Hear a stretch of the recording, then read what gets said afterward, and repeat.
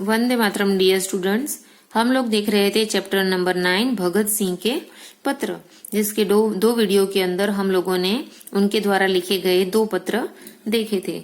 आज हम जो सेकंड वाला पत्र अधूरा रह गया है उसको कंप्लीट करेंगे। सेकंड वाला पत्र भगत सिंह ने अपने मित्र को लिखा था, अपने साथियों को लिखा था, क्रांतिकारी साथियों को। और उसमें उन्होंने बताया था कि अगर मैं क्रांति में जुड़कर मैंने अपना नाम इतना ऊंचा कर दिया है कि अभी मैं उससे ऊंचा ज्यादा हो सकता नहीं। मेरा नाम हिंदुस्तान के क्रांति का प्रतीक बन चुका है। और अगर मैं फांसी नहीं चढ़ा तो सबको मेरी कमजोरियों के बारे में पता चल जाएगा। और अगर मैं हंसते हंसते ये फांसी चढ़ जाता हूँ तो सब बच्चों में, सब माताओं में अपने बच्चे को मेरे जैसा बनाने की आरजू हो जाएगी और देश में के लिए कुर्बान होने वाले लोगों की तादाद बढ़ जाएगी। और वो इतनी बढ़ जाएगी कि साम्राज्यवादी जो लोग हैं उनकी शैतानी शक्तियां सारी कमजोर पड़ जाएगी। ऐसा वो अपने पहले पत्र में बताते हैं। अब आगे देखते हैं। हाँ, एक यह विचार भी मेरे मन में आता है कि देश और मानवता के लिए जो कुछ करने की हसरतें मेरे दिल में थी उनका 1000वां भाग भी पूरा नहीं कर सका। और क्या बताते हैं कि वो ऐसा बताते हैं कि मेरे मन में एक विचार ये भी आता है, एक विचार मरने का आता है कि अगर मैं मर गया तो मेरे कारण ये पॉजिटिविटी आ सकती है।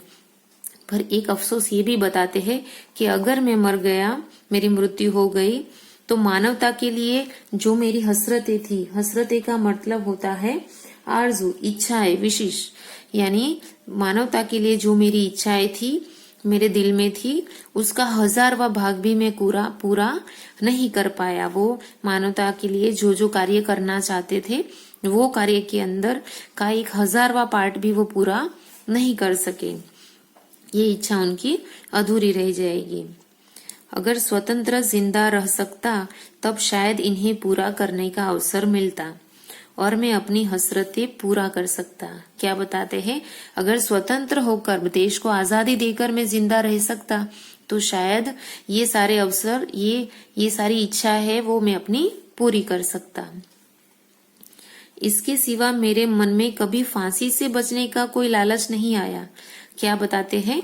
उनकी 2 कंडीशन बताते हैं कि मैं जीना नहीं चाहता, ऐसा नहीं, मैं जीना तो चाहता हूं पर मैं स्वतंत्र होकर जीना चाहता हूं।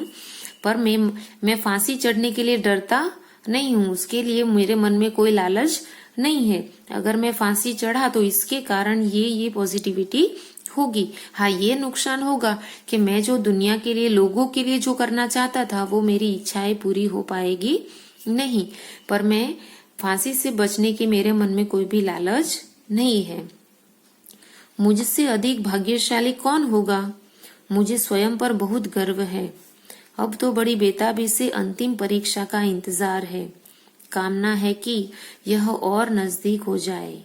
क्या बताते हैं कि मुझसे अधिक भाग्यशाली कौन होगा, यानी किस्मत वाला कौन होगा जिसको इस तरह से मृत्यु प्राप्त होगी देश के लिए। मुझे स्वयं पर बहुत गर्व है। भगत सिंह अपने आखिरी पत्र में क्या बताते हैं कि उनको अपने आप पर बहुत ही प्राउड है और वो बेताबी से, यानी बहुत ही बेचैनी से अपने अंतिम परीक्षा का वो इंतजार कर रहे हैं, अपने अंतिम क्षणों का इंतजार कर रहे हैं, अंतिम परीक्षा का। कामना है कि यह और नजदीक आ जाए, यानी ऐसी इच्छा रखते हैं कि वो जो उनकी अंतिम परीक्षा होने वाली है वो पीरियड एकदम नजदीक आ जाए, यानी जल्दी आ जाए। तो ऐसा ये उनका पत्र है।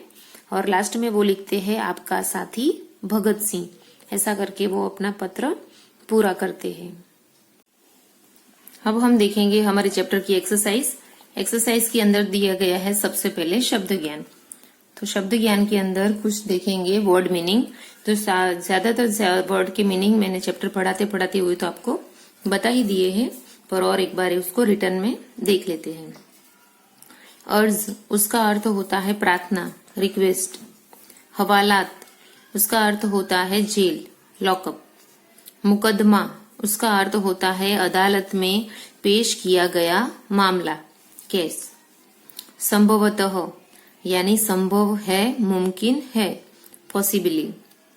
फिक्र यानी चिंता, परवाह, केयर, कॉन्सर्न, वगैरह यानी आदि, एक्सेट्रा, इंतजाम यानी प्रबंध, व्यवस्था, मैनेजमेंट, मशविरा यानी सलाह, राय, एडवाइस, अहमियत यानी महत्व, इम्पोर्टेंट, निहायत यानी बहुत, अधिक, ग्रोसी, सुलूक यानी व्यवहार, बिहेवियर, शर्त यानी आधार, कंडीशन, पाबंद यानी बंधा हुआ, इन रिस्ट्रिक्शन, प्रतीक यानी संकेत, सिंबल, क्रांति यानी पूर्ण परिवर्तन, उलट दिया जाना, रिवोल्यूशन, कुर्बानियां यानी आत्म बलिदान,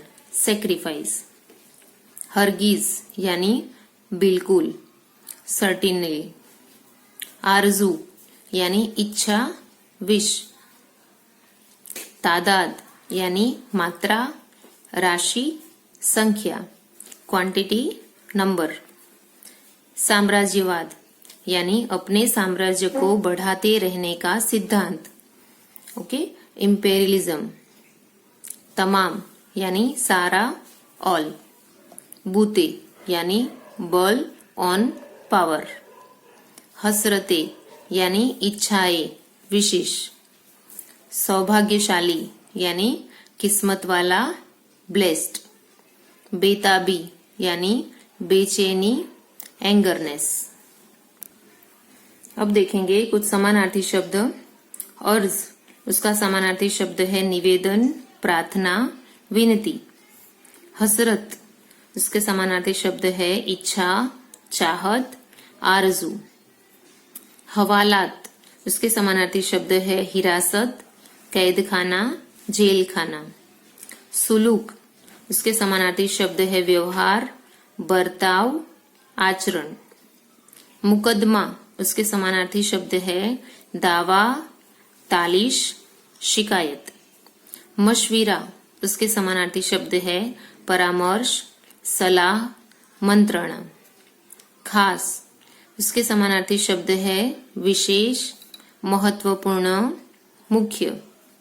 बेताबी, उसके समानार्थी शब्द है बेचैनी, अधीरता, व्याकुलता।